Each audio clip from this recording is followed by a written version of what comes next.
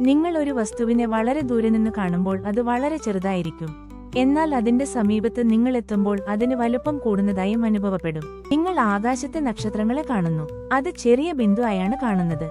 എന്നാൽ അവ നിങ്ങൾ കാലൂന്നി നിൽക്കുന്ന ഭൂമിയേക്കാൾ വലിപ്പമുള്ളവയാണ്. കേവലം ദൂരം കൂടുതലാണെന്ന കാരണത്താൽ അവയെ ചെറുതായി കാണുന്നു എന്ന് മാത്രം. നിങ്ങളുടെ ജീവിതത്തിലെ പ്രശ്നങ്ങളെയും ഇതുപോലെ ചെറുതാക്കുവാൻ സാധിക്കും.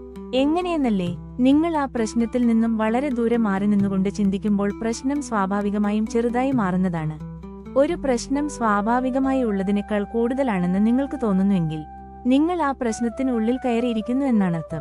ഒരു പ്രശ്നത്തെ നിങ്ങൾ യഥാർത്ഥ വലിപ്പത്തിലാണ് കാണുന്നതെങ്കിൽ നിങ്ങൾ ആ പ്രശ്നത്തിന്റെ മുൻപിൽ നിൽക്കുന്നു എന്നർത്ഥം. എന്നാൽ നിങ്ങൾ ആ പ്രശ്നത്തെ വളരെ ചെറുതായാണ് കാണുന്നതെങ്കിൽ ആ പ്രശ്നത്തിൽ നിന്നും മാനസികമായി നിങ്ങൾ വളരെ ദൂരെ ഇരിക്കുന്നു എന്നാണർത്ഥം. അതുകൊണ്ട് നിങ്ങളുടെ പ്രശ്നത്തിന്റെ വലിപ്പത്തെ കൂട്ടുവാനും കുറക്കുവാനും നിങ്ങൾക്ക് സാധിക്കും. അതിന് കേവലം നിങ്ങൾ ആ പ്രശ്നത്തെ നിരീക്ഷിക്കുവാൻ നിൽക്കുന്ന സ്ഥലം ഏതാണെന്ന് തീരുമാനിച്ചാൽ മാത്രം മതി. നിങ്ങൾ മാനസികമായി ആ പ്രശ്നത്തിനോട് എത്രയധികം അടുക്കുന്നു എന്നതിന് അനുസരിച്ചു നിങ്ങളുടെ മനസ്സിലെ പ്രശ്നം കൂടിയും കുറഞ്ഞും ഇരിക്കും.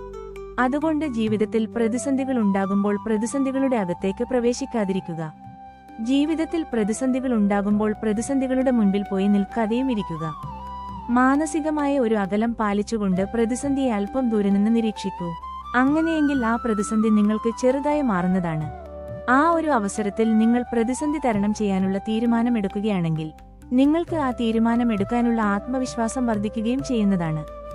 ഈ അഭ്യാസം ജീവിതത്തിൽ സ്വയം ഒന്ന് പരീക്ഷിച്ചു നോക്കൂ. എന്നാൽ അതിനു മുൻപ് ഇതിനെക്കുറിച്ച് ഗഹനമായി ഒന്ന് ചിന്തിച്ചു നോക്കൂ.